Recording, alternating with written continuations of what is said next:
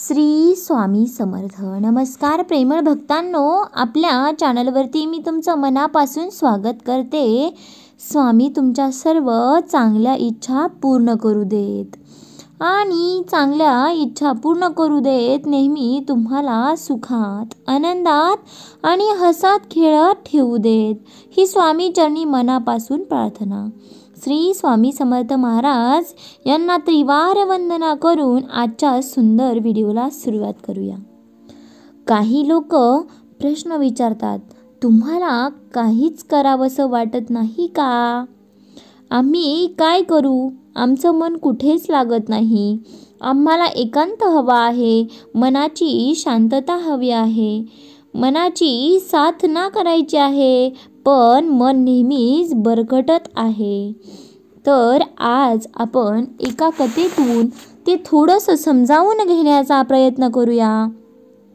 महात्मा बुद्ध म्हणतात की जोपर्यंत तुम्ही स्वतः तो मार्ग बनवत नाही, तोपर्यंत तुम्ही त्या रस्त्यावर, त्या मार्गावर जाऊ शकत नाही.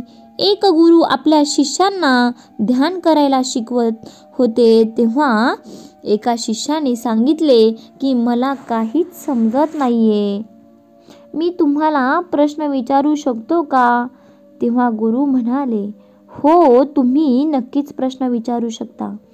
मग शिष्य म्हणाला, मी पाणी पिले तर माझी तहान भागते, किंवा कुणीही पाणी पिले तरीही त्याची तहान भागते. मग याचप्रमाणे ध्यान का होत नाही?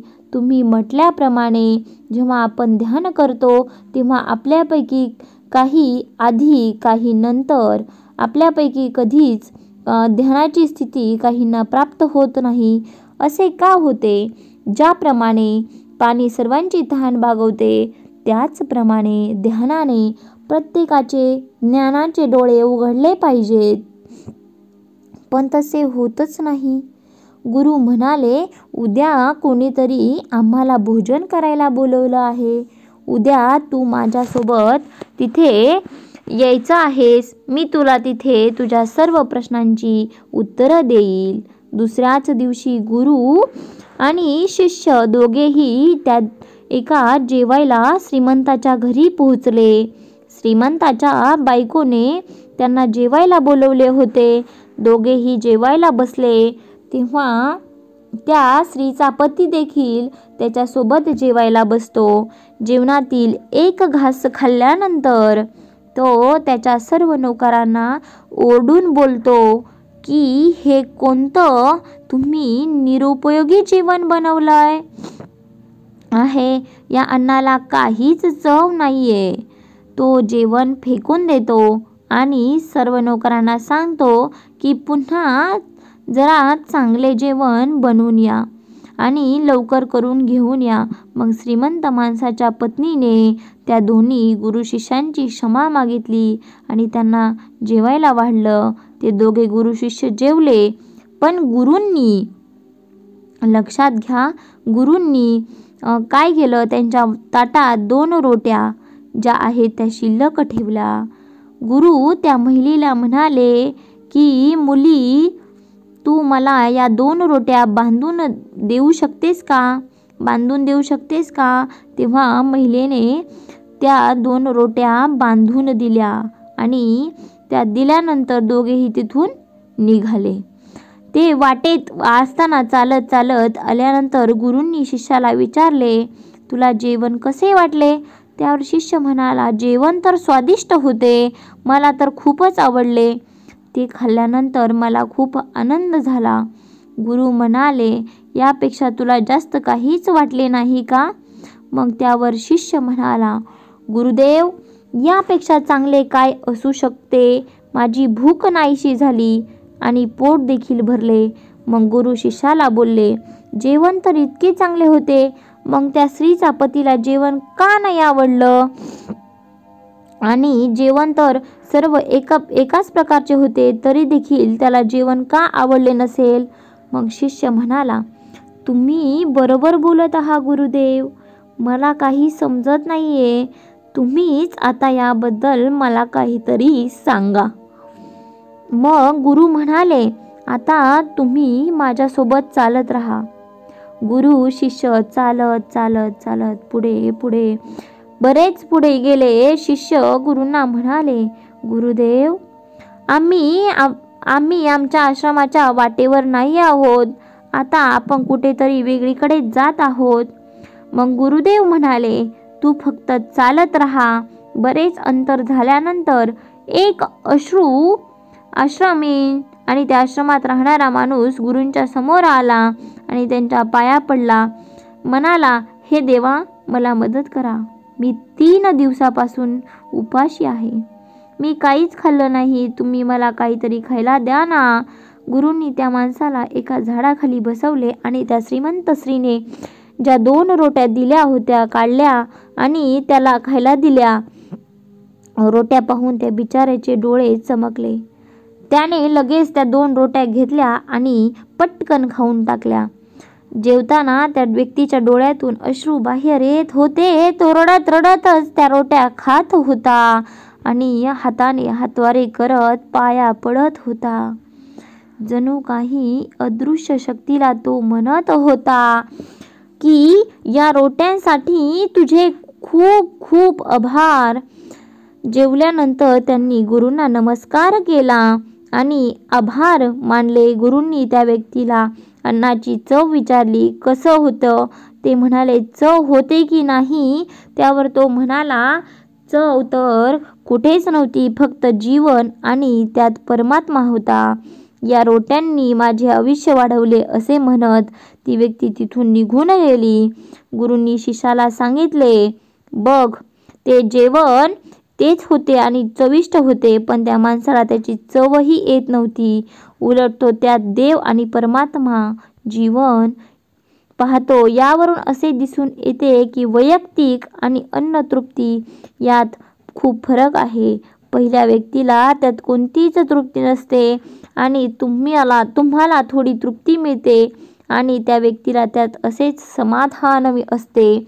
ज्ञानाच्या बाबतीतही असेच घडते. ज्याला जितकी तहान लागली तितक्या लवकर तो मार्ग काढतो. त्या शिष्याला आता त्याच्या सर्व उत्तरे मिळाली होती. सर्व प्रश्नांची तो आता समाधानी झाला होता. पण आपल्याला अजूनही आपल्या प्रश्नांची उत्तरे मिळाली नाहीत. प्रश्न हा होता की आमचं मन का लागत नाही? जिथे लगेच मन लागतं त्यामुळे मन नसतं, कारण पळून जाणे हा मनाचा स्वभाव आहे. आपल्याकडे एखाद्या गोष्टीचा अतिरेक होतो तेव्हा मन त्यापासून दूर पळून जाऊ लागते. आणि जसे की श्रीमंत माणसाच्या मनासारखे अन्न झाले नाही म्हणून त्याने ते टाकून दिले, कारण ते अन्न त्याच्यासाठी खूप सामान्य होते.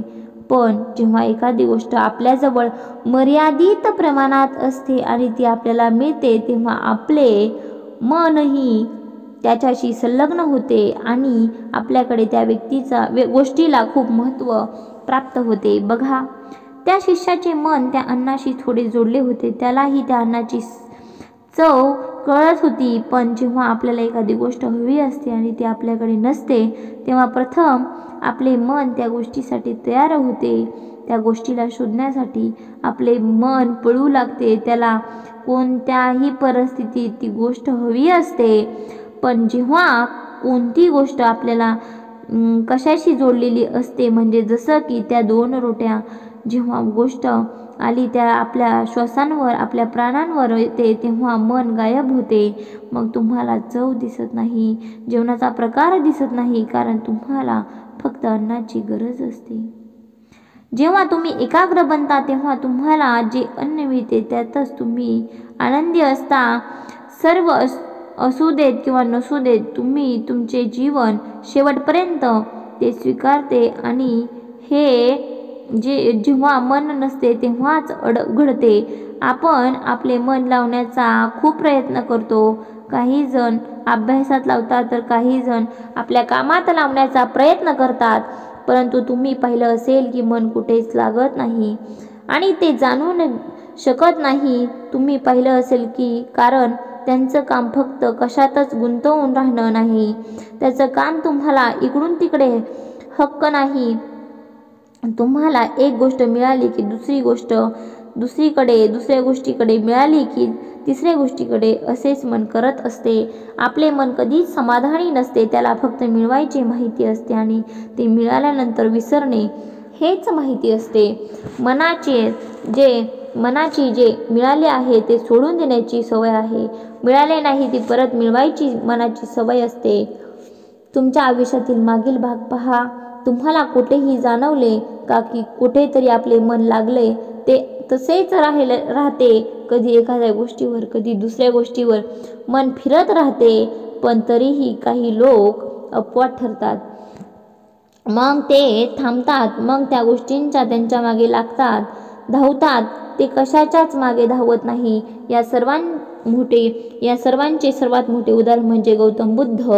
आम्ही सामान्य लोक त्यांच्या जीवनात धैर्य कसे आणू शकतो? आपण आपल्या जीवनात एकाग्रता कशी मिळवू शकतो? जीवनात स्वतःवर नियंत्रण ठेवण्यासाठी कसे रोख लावू शकतो? आणि हा एकमेव मार्ग म्हणजे ध्यान आणि ध्यान पद्धत. मनाला परत आणते. आपले मन पळून जाते तेव्हा ध्यान स्तब्धतेला बोलावते. आपले मन लोक देतात तेव्हा ध्यान लोक पाण्याची दृष्टी देते. आपलं मन म्हणतं दुसरी गोष्ट धरायला जा, पण ध्यान म्हणतं काय मिळालं आहे त्याबद्दल जाणून घे. ध्यानाने एकाग्रता येते, पण आपण त्यांच्या बाबतीतही गोंधळून जातो. ध्यान म्हणजे डोळे मिटून बसणे. एक गोष्ट समजून घ्या. एक छोटीशी मुलगी आहे. ती चांगली बासुरी वाजवते. तेव्हा ती बासरी वाजवते तेव्हा तिच्या सुरात हरवून जाते. मग तिचे मन नाहीसे होते. तिचे आयुष्य फक्त त्या बासरीच्या सुरात मग्न होते आणि हेच तिचे ध्यान बनते. हे त्यामुळेच घडते कारण ही मुलगी ती बासरी एन्जॉय करते. हा तिचा स्वभाव आहे. तिथे होऊ शकते. ते करत असते. शिक्षक तो असतो जेव्हा तो आपल्या विद्यार्थ्यांना शिकवतो. तो त्यात हरवून जातो. तो त्या शिकवण्याचा आनंद आयुष्यभर घेतो. त्यात त्याला रस वाटतो. तोच त्याचा निसर्ग आहे. तेव्हा जो शिकवत असतो तेव्हा त्याच्या मनात कोणतीही हालचाल नसते. तेव्हा तो भूतकाळ आणि भविष्यकाळाचा विचार करत नाही. तो वर्तमान काळाचा क्षण जगतो. हेच त्याचे ध्यान आहे. जो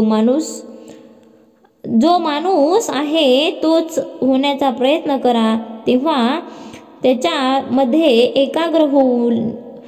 त्याच्यामध्ये आपोआप ध्यान होऊ लागते. तेव्हा तो एकाग्र होऊ लागतो.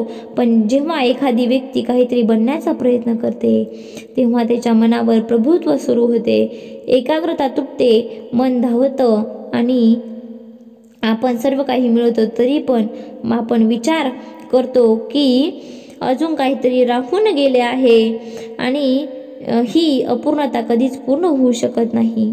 कारण तुम्ही जे होतात ते तुम्ही बनला नाही. बाकी सगळं काही झाले. त्याचप्रमाणे तुम्ही नेहमीच अपूर्ण राहता. मन कुठेच लागत नाही, दिसत नाही.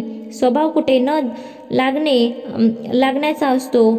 आता जिथे मन लागते ते एकाग्रता आणि ध्यान असते. तिथे तुम्हाला एकाग्रताच मिळते. समजून जा की ती गोष्ट तुमच्यासाठी बनलेली आहे, ज्यावर चालून तुम्ही तुमच्या अनुसरण करून तुम्ही संपूर्ण होऊ शकता. आणि भक्तांनो, आजची सुंदर गोष्ट इथे संपली आहे. तुम्हाला नक्कीच या गोष्टीतून काहीतरी शिकायला मिळाले असेल. श्री स्वामी समर्थ. जय जय स्वामी समर्थ. आजचा व्हिडिओ कसा वाटला आहे नक्कीच आपल्या कमेंटद्वारे करून मला नक्कीच सांगा. चॅनलवर नवीन असाल तर चॅनलला सबस्क्राईब करा आणि जेणेकरून आपल्याला नवनवीन व्हिडिओच्या नोटिफिकेशन लवकरात लवकर तुमच्यापर्यंत पोहोचतील. धन्यवाद.